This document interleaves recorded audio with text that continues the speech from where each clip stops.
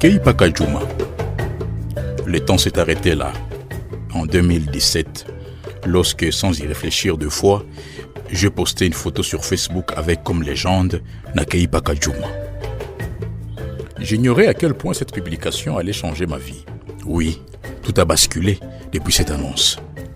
Au début, c'était une surprise plutôt agréable de voir à quel point les clichés faisaient sensation sur les réseaux sociaux. Après tout, la photographie ne montrait rien d'extraordinaire.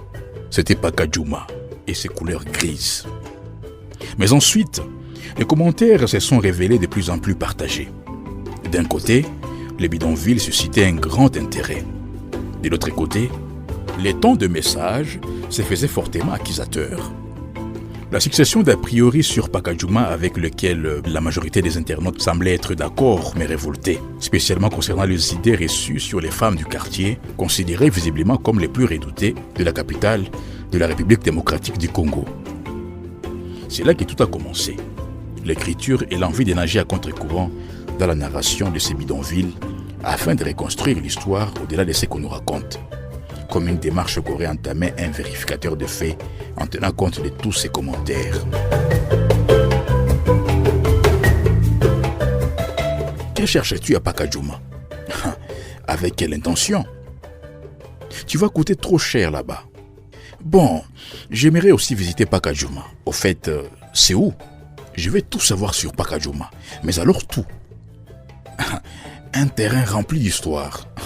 Tiki l'abisso, terrain abisso. Fais gaffe au pickpocket. Mon ordinateur et mon enregistreur audio ont été volés là-bas. Moi, c'est à Pakajuma. J'habite Kinshasa, mais je n'y suis jamais allé. Tu vas où? Bonne chance tout de même. Je vais tout vous dire. Pakajuma est un quartier populaire de Kinshasa, la ville aux 20 millions d'âmes où tout un pays veut s'installer. Je plaisante. Certains, dans les provinces, rêvent d'y vivre, c'est vrai.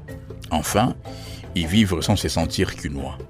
Souffrir ou réussir, peu importe. On me souffle à l'oreille, pourvu qu'on ait vécu à l'époque de Kin la Belle. La vie citadine n'offre pourtant aucun cadeau.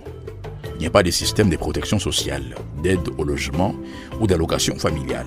Les cambrioleurs serpentent entre les voitures pendant les embouteillages. Les enfants des riz font gentiment la manche la journée et se transforment en voleurs la nuit. Malgré tout cela, Kinshasa reste the place to be pour 1001 raisons indescriptibles. Au cœur de cette mégapole, où les justes milliers n'existent pas, se trouve Pakajuma. Et dans ces bidonvilles dynamiques et complexes, comment les femmes arrivent-elles à survivre? Sous la publication, plusieurs commentaires me déconseillaient de m'y rendre à cause notamment de l'insécurité et des tracasseries policières. J'ai rapidement balayé ces restrictions qui ressemblaient à des déchets polluant la parcelle de ma conviction. C'est à ce moment-là que j'ai ressenti l'urgence, en dépit de tout, de me rendre à Paka. On m'a répété que j'avais quitté Kinshasa pour la France il y avait plus de 15 ans, qu'il fallait connaître les codes locaux et se faire accepter par la communauté. Mais moi, je suis allé à Pakajuma, il y a de cela 27 ans. Certes, cela n'était pas écrit sur mon front, mais il était hors de question que l'on m'interdise de retourner chez moi, dans ma terre natale. La tollée des commentaires sous la photo de ma visite à Pakajuma révélait d'un intérêt général pour les quotidiens des habitants de Paka. J'ai pris conscience qu'il y avait des choses à découvrir de l'autre côté de ces vieux murs, de pisés grisâtres, dont la construction inachevée était plutôt repoussante. Rien de tout ça n'avait été planifié. J'avais simplement décidé, d'un moment à l'autre, de transformer mes vacances en quête identitaire, quitte à rendre ma mère rouge de colère. Pour un premier retour au pays, depuis son départ en France, Brigitte, ma maman, n'éprouvait aucun désir de revoir ces quartiers. Selon elle, cela lui rappelait les sombres moments de sa vie de jeune femme. C'est à force d'insister que cet après-midi-là, le véhicule a stationné quelques minutes pour effleurer la vie de Pakajuma.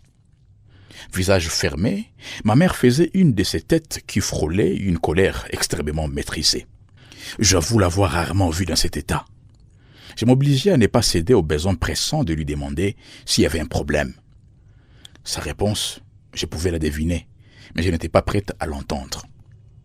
Mes parents, ma petite sœur et moi vivons dans une banlieue chic de Lille, au nord de la France. Nous avons une vie plutôt classique et paisible. Comme toutes les familles à première vue, Tout allait parfaitement bien. Nous avions pourtant nos secrets de famille qui font partie de notre histoire à ce moment-là. Mon père tient des salons de thé à succès dans la ville. Il partit de rien pour en avoir 5 avec une petite quarantaine d'employés. Il en parle non pas sans se la péter. Ses activités réunissent en majorité la communauté algérienne de France. Il aime faire son homme d'affaires apolitique, mais ça ne marche pas toujours. Ces salons de thé sont aussi des lieux de rencontres des politiques et des mouvements de la société civile d'Algérie de passage à Lille. Ma mère, c'est l'opposé de mon père. C'est à peine si elle rencontre les membres de la communauté congolaise. Elle vient de la République démocratique du Congo et mon père d'Algérie. Maman a fait une reconversion professionnelle lorsqu'elle est arrivée en France. Elle est aide-soignante dans une résidence pour personnes âgées. Moi, je suis assistante sociale et ma petite sœur a encore une année pour obtenir son baccalauréat. J'ai 27 ans. Elle en a 17. L'écart d'âge est important, mais ça, c'est une autre histoire familiale. J'ai rencontré des assistantes sociales merveilleuses qui faisaient ce boulot depuis des années sans se lasser. Au contraire, leur mission donnait parfois plus de sens à leur piètre vie dont elles ne s'empêchaient pas de s'en plaindre. J'ai trouvé un sens à ma vie.